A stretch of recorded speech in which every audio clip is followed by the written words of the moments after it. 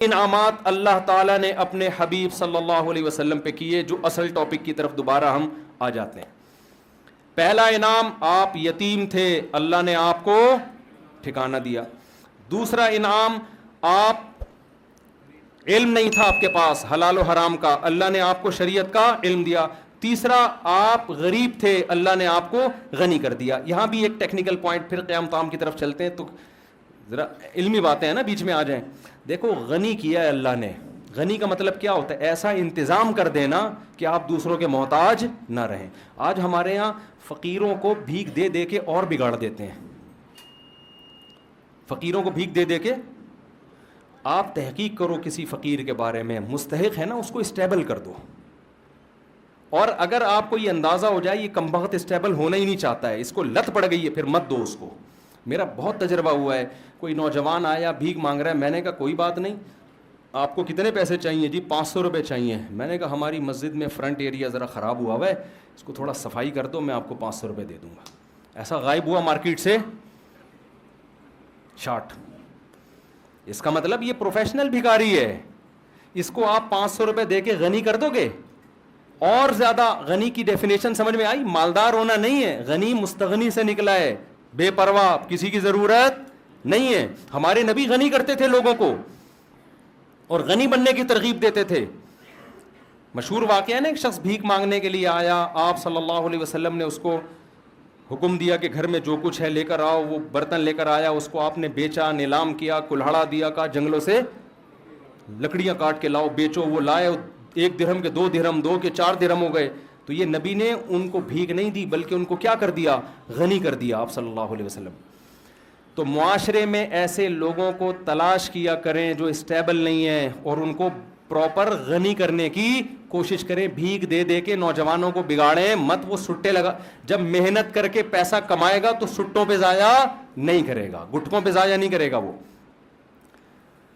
تو میں یہ عرض کر رہا تھا، اللہ نے اپنے حبیب صلی اللہ علیہ وسلم پہ 3 انعامات بتائے۔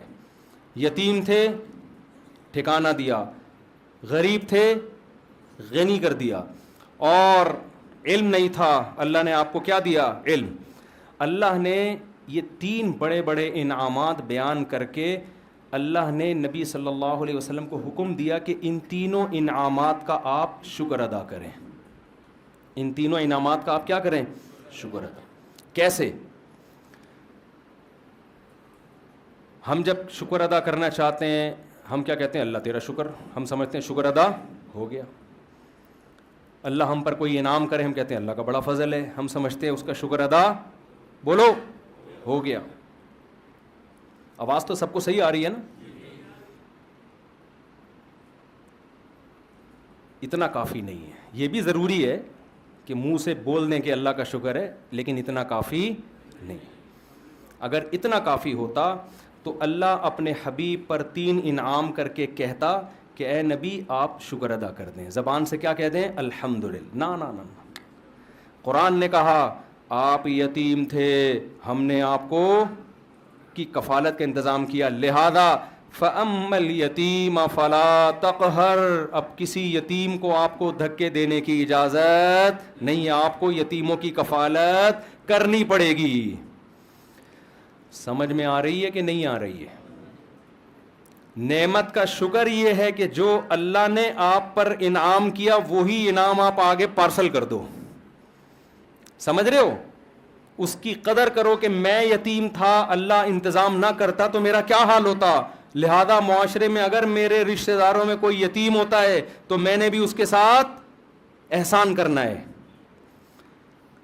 دوسرا، اللہ نے آپ کو شریعت سے بے خبر پایا، باخبر کر دیا، اس کا حکم دیا اما بنعمت ربک فحدث۔ رب نے جو آپ پر نعمتیں کی ہیں، علم کی نعمت خاص طور پر، اس کو آگے آپ نے بیان کرنا ہے۔ جو علم اللہ نے آپ کو دیا ہے اسے لوگوں میں تقسیم کرنا ہے۔ علم کی نعمت کیا ہے کہ اس میں بخل نہ کرے انسان، چاہے وہ دین کا علم ہو یا دنیا کا علم ہو۔ آج کسی سے اس کے بارے میں اس کے پاس کوئی نالج ہو، آپ لینے کے لیے چلے جائیں، بعض لوگ سخی ہوتے ہیں، بعض گھنٹہ لگا دو گے وہ آپ کو نالج نہیں دیں گے، اس کو یہ ڈر ہوتا ہے کہ یہ بھی نہ سیکھ جائے کہیں۔ تیسرا انعام اللہ نے کیا کیا؟ آپ مسکین تھے, غریب تھے, اللہ نے غنی کر دیا. لہذا وَأَمَّا السَّائِلَ فَلَا تَنْهَرْ, کوئی مانگنے کے لیے آئے تو اس کو دھتکارنا نہیں ہے.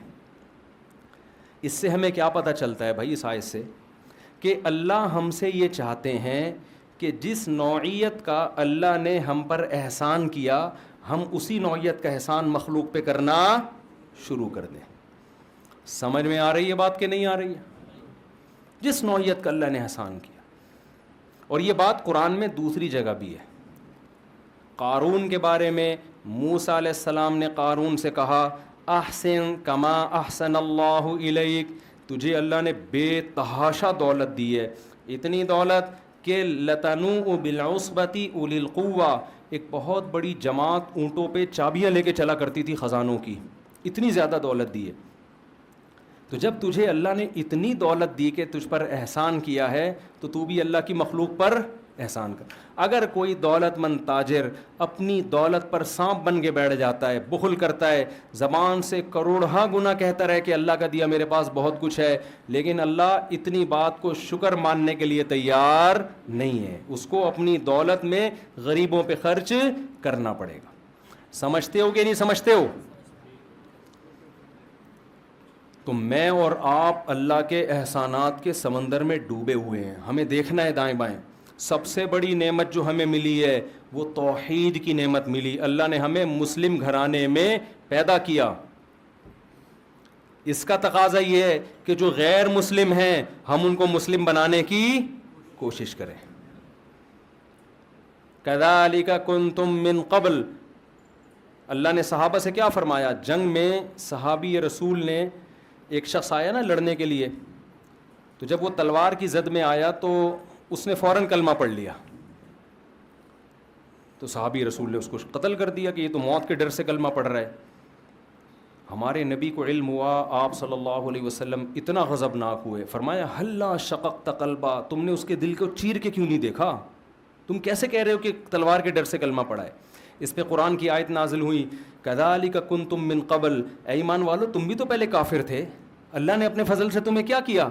مسلمان بنا دیا. اب تم کسی کافر جو مسلمان ہو رہا ہے اس کے ساتھ ایسا سلوک کیوں کر رہے ہو؟ کیوں ایسا سلوک کر رہے ہو؟ تو اللہ نے آپ کو اسلام کی نعمت دی, اس نعمت کا تقاضا کیا ہے؟ اس اسلام کو دنیا میں پھیلانے کی کوشش کی جائے. اللہ نے آپ کو داڑھی رکھنے کی توفیق دی, اس نعمت کا تقاضا کیا ہے؟ کہ دوسروں کو بھی ہدایت کی کوشش کی جائے. اللہ نے آپ کو مال دیا, اس نعمت کا تقاضا یہ ہے کہ اس مال کو لوگوں پہ خرچ کے دوسروں کو بھی مالدار بنانے کی کوشش کی جائے. اللہ نے آپ کو کوئی خاص علم دیا, ہنر دیا, اس کو اپنے پاس رکھ کے مت بیٹھو, اس علم کو لوگوں میں ڈیوائڈ کرنے کی کوشش کرو. بخیل اور کنجوس آدمی کیا کرتا ہے؟ وہ کہتا ہے اگر میں نے لوگوں کو بتانا شروع کر دیا تو میرے پاس ہجوم کم ہو جائے گا. حقیقت میں ایسا ہوتا نہیں ہے. دنیا میں جس کو اللہ نے نعمت دی اس نے ڈیوائڈ کیا ہے نا, تو اس کے پاس اس نعمت کے خزانے بڑھنا شروع ہو جاتے ہیں اور آتے ہیں اس کے پاس خزانے. تو یہ 3 نعمتیں اللہ تعالیٰ نے بیان کی ہیں اور 3 نعمتوں کا شکر بیان کیا. تو ان 3 نعمتوں, ہمیں تو ہزاروں اس کے علاوہ بھی ہیں, تو 3 کو تو ہائی لائٹ کیا جا رہا ہے. تو آج سے اس بات کا عزم کریں, محاسبہ کریں, بیٹھیں, دیکھیں کون کون سے انعامات. ہم جو مصیبتیں ان کو تو سوچ رہے ہوتے ہیں, جو انعامات ہیں ان کو نہیں سوچتے. حضرت مولانا اشرف علی تھانوی رحمہ اللہ تعالیٰ کو ڈاکٹر عبدالحی صاحب رحمۃ اللہ تھے غالباً, انہوں نے خط لکھا اپنے شیخ کو نا, پیر و مرشد کو. خط کیا لکھا کہ حضرت یہ پریشانی ہے, یہ ڈاکٹر عبدالحی صاحب کا واقعہ ہے نا, پریشانی ہے, یہ پریشانی ہے, یہ پریشانی, آپ دعا فرمائیں, دعا فرمائیں, یہ پریشانی, یہ پریشانی. تو انہوں نے نیچے لکھا کہ بہت افسوس کی بات ہے کہ ساری پریشانیاں ذکر کر دیں, اللہ کی نعمتوں کا تذکرہ نہیں کیا. پہلے زمانے میں نا جو آپ کو اس طرح آپ کی اصلاح کرے اس کو پیر و مرشد کہا جاتا تھا. آج کل پیر و مرشد کا مفہوم ہی چینج ہو گیا ہے. آج کل پیر و مرشد کا مفہوم یہ ہے کہ یہ ہمیں بخشوا دے گا اور پتہ نہیں یہ روحانی ٹوپی ڈرامے کرے گا, جن چڑیل بھوت بگائے گا, اور الٹی سیدھی حرکتیں جو کر رہا ہو اس کو لوگ پیر و مرشد کہتے ہیں. تو سارا دن آپ بیٹھ کے تھوڑی دیر سوچیں گے نا, آپ کو لگے گا کہ اللہ کے آپ پر بے پناہ احسانات. میں اسلام آباد میں تھا, وہاں ایک شخص کے بارے میں پتہ چلا کروڑ پتی آدمی ہے, بہت بڑا بنگلہ اس کا. ہمارے ایک دوست کی اس سے سلام دعا تھی, اس کی بینائی چلی گئی اور اس نے بہت کوشش کی, وہ بینائی واپس نہیں آئی. ایک دن وہ کہنے لگا اپنے اس دوست سے نا کہ ایک ٹھیلے والا بھٹے نہیں بیچ رہے ہوتے, جو بھٹا بیچ رہے ہوتے, تو اپنے دوست سے کہنے لگا, اس دوست نے مجھے بتایا کہ یار اگر یہ بھٹے والا میری ساری دولت بھی, اسلام آباد کا بنگلہ, میرا بزنس لے لے, یہ بھٹے کی ریڑھی مجھے دے دے اور آنکھیں دے دے, تو میں اس پہ تیار ہوں. اتنی بڑی نعمتیں ہیں جو اللہ نے مجھے اور آپ کو عطا کی ہوئی ہیں, اتنی بڑی بڑی نعمتیں. ہم پریشان کیوں ہوتے ہیں؟ ایک دن ایک صاحب میرے پاس آئے اور اپنی پریشانیاں گنوانے لگے نا, یہ پریشانی, یہ پریشانی, یہ پریشانی, یہ پریشانی, یہ ٹینشن, یہ ٹینشن, یہ ٹینشن. میں نے اس کو کہا, میں نے کہا یار جو ٹینشنیں آپ بیان کر رہے ہو نا, جس سے آپ موٹیویشن لینے کے لیے آئے ہو, اس کے پاس یہ والی ٹینشن اس سے ڈبل ہے. سمجھ آ رہی ہے بات؟ اس کے پاس یہ والی ٹینشنیں کیا ہیں؟ اس سے ڈبل ہیں. تو میں آپ کی ٹینشنیں کیسے ختم کر دوں؟ میں نے کہا آپ کے ساتھ مسئلہ ٹینشنوں کا نہیں ہے, آپ کے ساتھ مسئلہ یہ ہے کہ آپ نے اس دنیا کو مسافر خانہ نہیں سمجھا, جو نعمتیں ہیں وہ دیکھ نہیں رہے, جو چیزیں نہیں ہیں ان کو ٹینشن سمجھ رہے ہو. اور دنیا میں کوئی آدمی ایسا ہے کہ اس کی ساری خواہشات پوری ہو جائیں؟ بولو نا, دنیا میں کوئی ہو نہیں سکتا. وجہ کیا ہے؟ ام للانسان ما تمنا. قرآن کہتے کیا انسان یہ سمجھتے جو تمنا کرے گا مل جائے گا؟ یہ تو ممکن نہیں ہے. یہاں ہم نے یہ دیکھنا کیا کیا ملا ہوا ہے, یہ نہیں دیکھنا کیا کیا نہیں ملا ہوا. لوگ یہ دیکھ رہے ہوتے ہیں, وہ ڈیفینس میں رہتا ہے, میں ناظم آباد میں رہتا ہوں, وہ بھائی تو یہ دیکھ, تو ناظم آباد میں رہ رہا ہے, وہ گندے نالے کے پل پہ رہ رہا ہے وہ بندہ فلاں, اور جو گندے نالے پہ رہتا ہے وہ دیکھے یار گندے نالے پہ گھر تو ملا ہوا ہے, اگلا تو فٹ پاتھ پہ سو رہا ہے. جو فٹ پاتھ پہ سو رہا ہے وہ کہے کہ یار میں سو تو رہا ہوں نا. بہت سے لوگ 1000 گز کے بنگلوں میں گدے پہ نیند نہیں آ رہی, وہ کہہ رہے ہیں فٹ پاتھ کی نیند اچھی ہے اس گدے سے جس پہ نیند نہیں آئے کم وقت کو.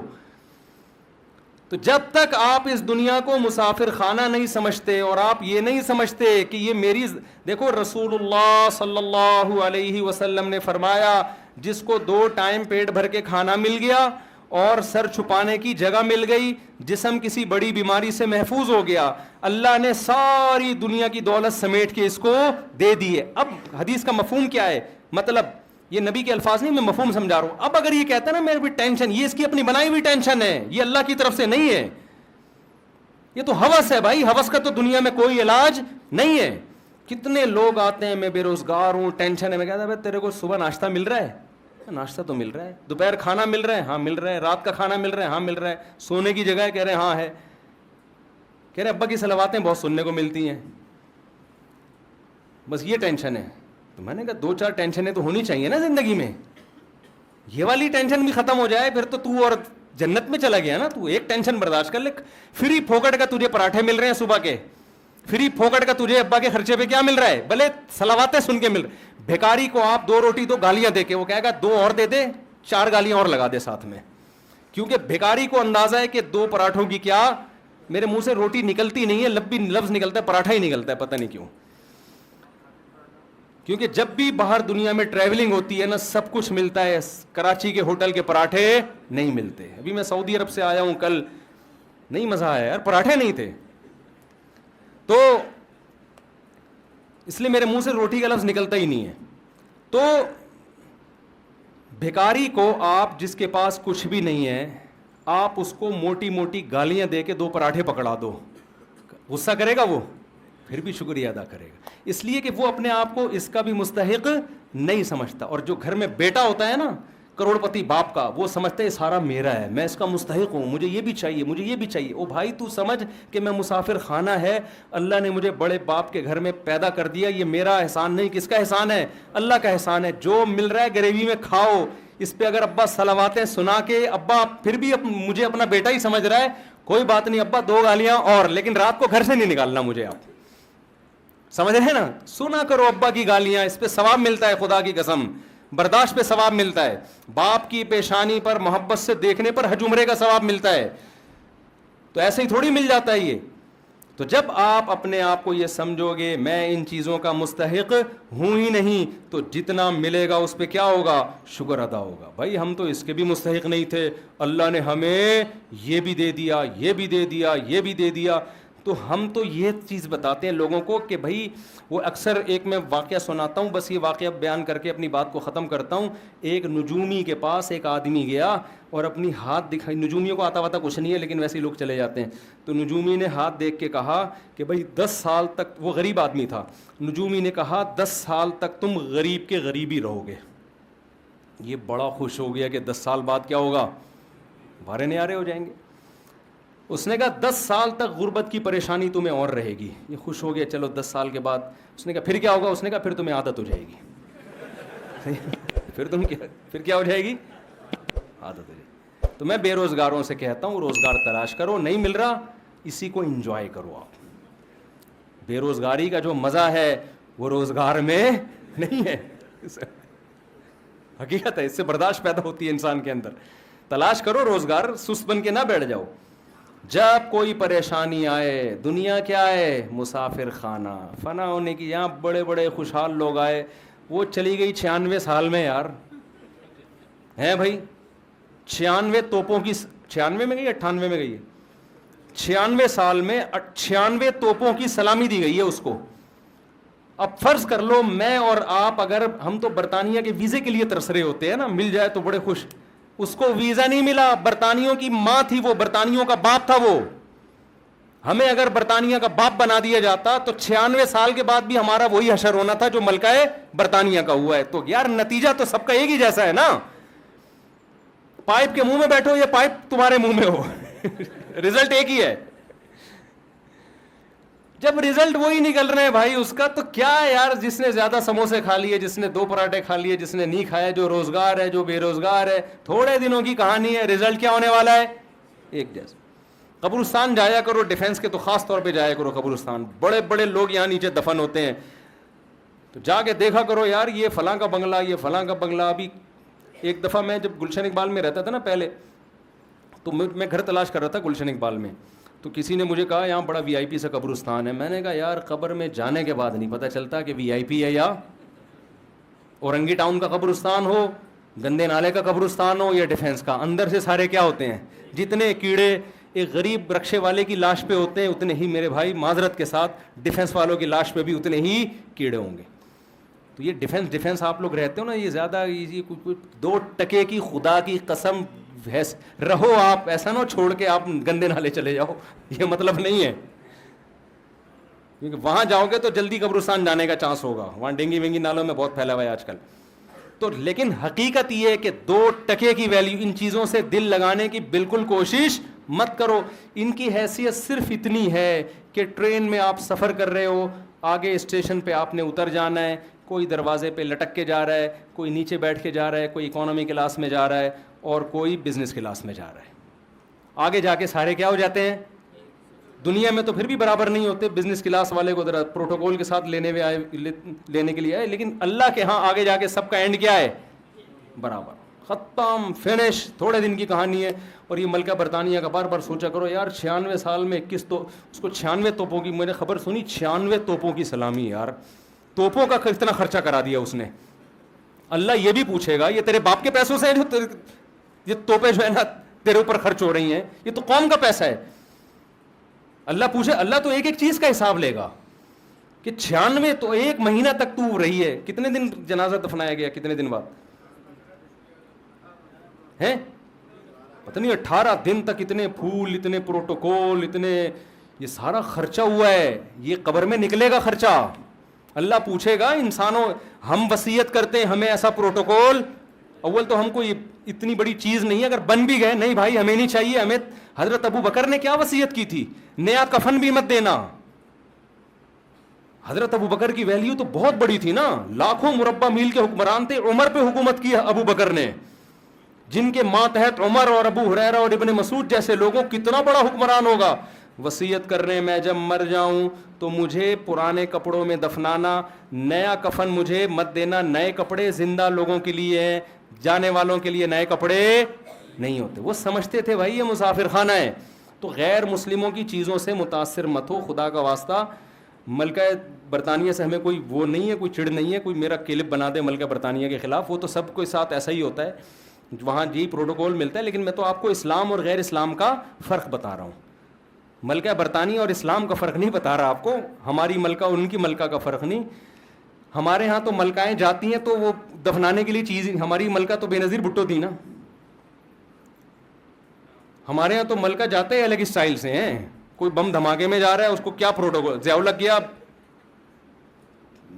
وہ بوٹی بیچارے کی وہ شہادت کے بعد کچھ 2-4 چیزیں ملی ہیں, تو ہم تو ویسے ایسا پروٹوکول دے ہی نہیں سکتے. ہمارے یہاں نیچرل طریقے سے نہیں جاتے لوگ, ٹھیک ہے نا. ہمارے یہاں نیچرل سسٹم ہی نہیں ہے بڑے لوگوں کے جانے کا دنیا سے. ہمارے یہاں کوئی دھماکہ ہوتا ہے وہ چلے گئے جی, اخبار میں آ گئے جی انتقال ہو گیا, کیسے ہوا یہ زیادہ ڈیٹیل میں جاتے ہی نہیں ہماری قوم. تو دنیا کو مسافر خانہ جب انسان سمجھتا ہے تو مال کی محبت اس میں کم ہوتی ہے. پھر اللہ کے شکر کرنے کا پھر شکر کرنے کا جذبہ پیدا ہوتا ہے. مجھے اللہ نے یہ بھی دیا, مجھے اللہ نے یہ بھی دیا, مجھے اللہ نے یہ بھی دیا, تو پھر خرچ کرے گا نا. پھر نبی پر اللہ نے احسانات گنوائے تو نبی نے بھی اس کا شکر ادا کیا, تو اللہ ہم پر بھی احسانات گنواتا ہے. اور اگر ہم یہی بیٹھے رہے ہم پر احسانات کیا ہے, میرے لیے تو یہ ٹینشن ہے, میرے لیے تو یہ ٹینشن ہے, تو شکر کے خاک ادا کرے گا بھائی. شکر وہی ادا کرتا ہے جو مانتا ہے کہ اللہ کے مجھ پر احسانات ہیں. اور مانتا وہ ہے جو دنیا کو مسافر خانہ سمجھتا ہے, جو یہ سمجھتا ہے کہ میری نیڈ یہ نہیں ہے, میری ضرورتیں یہ نہیں ہیں, مجھے میری ضرورتوں سے بہت زیادہ دے دیے. اللہ تعالی ہم سب کو سمجھنے کی, عمل کی توفیق عطا